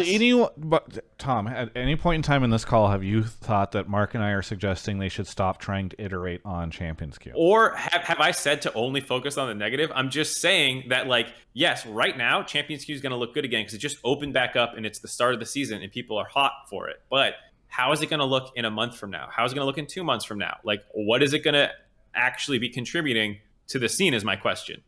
Exactly. Yeah, we'll collect the data, we'll find out what works and what doesn't, and we'll iterate on that. Great, then let's decide at that point in time if Champions Queue is a success you're calling or not. It a success. You're literally like, wait, throw you out called the bad in and you wanted to posit that like this system has been a success. But then Mark late and I in the disagree same call, with you're like, no. Get more data. It's been a success, but we need more data. Throw out the bad data. Look at the good data. Hack your results. Yes, just the existence of the system makes it a success. That's an insane take to have. We could just be scouting in solo queue. Something cannot. Something is not successful by its inherent existence. Travis, government has proven its value because it has existed. It's just like, it's a good system. Like, systems are good. If a system exists inherently, it's got value, regardless of whether or not it's contributing anything. Tom, as always, I want to say thank you for calling in, and I legitimately mean that. I know that you call in frequently, and we get into these arguments. Nothing gets Travis not going like a TomShoe call. One more thing, because I know people are taking my last point just out of the sense of existing. Just still remember that all the work that was put in beforehand with Core JJ and the Players Union to get this thing set up in the first place. Weren't we all talking about having some kind of better solo queue or some kind of better practice environment for the players? Like, all the work and the things that were done previously to actually push Riot and to get something done like this. This is why that makes it. Yeah, if only the Players Association, the players that made it up, also were just dedicated to using the system once it had been built. Yeah, and especially after they invested all those fucking resources, including hundreds of thousands of dollars just to use the system. you know, like that would be really cool if they then use that system that they asked for. Tom, thank you again for coming in. I'm trying to be polite. Well, I'm just trying to be. I am not upset with you. I want to make it clear because sometimes Twitch chat or YouTube comments think that like we were actually angry. It is always a pleasure having you come on the show because frequent, like the caller before you called in and was like, "Hey, the broadcast is going to get better," and like Mark and I are like, "Okay, that's a positive take," but also it's not. There's not as much discussion to have here, and you calling in oftentimes allows us to have at least a little bit more back and forth, and you're always willing to stand your ground, so I respect that. But thank you. Is there anything you want to shout out before we move on to closing out the show? Look at you, Cillian Champs Q. Please. Why isn't he there? All right. Because Mark, that's the show. Mark, what do you want to plug? Banger call to end on. Nothing. Get me out of here. Resin Refresh tomorrow. I'll probably be streaming some Genshin beforehand too. I'll be pulling for let's Elyon figure out because while we're on the show. Let's hero figure comps out. are fucking busted. What? So I have something at 2:30 tomorrow. So when do you want to do it? Let's do it at noon, like we had supposed to have been doing, and let's do a waifu tier list afterwards. Let's make some content. At noon tomorrow, Resin Refresh. What content do you have coming out this week on my channel? This channel? Yeah. No. Nothing. The YouTube channel. This is the YouTube channel that people are listening to this on. Nothing's coming out this week. Next week, you mean? That was my point. I was trying to get you to admit that there's nothing coming out and there's more coming out next week. There's nothing coming out this week. There's more coming out next week. I got you. You're going to have two videos next week, right? Probably 2 videos next week. No blame game this week. No blame game this week. Because there's no one to blame. There's nothing to blame. Yeah, that's the challenge. You should write me my read next time in Skype, and I'll just say what you want me to say. For me, I'm releasing the rest of the series that I did on Arcane. Go check it out. It's pretty cool. And then, yeah, it's a little bit quiet, but next week is going to be a lot bigger because LCS is going to start kicking off. We will be able to, hopefully, at some undetermined date, the embargo will lift on our ability to talk about players. We don't know when or how, and then we'll talk about that as well. And yeah, it's going to be a good week. So, thanks everyone. Looking forward to LCS. Thanks for watching, and we'll catch you next time.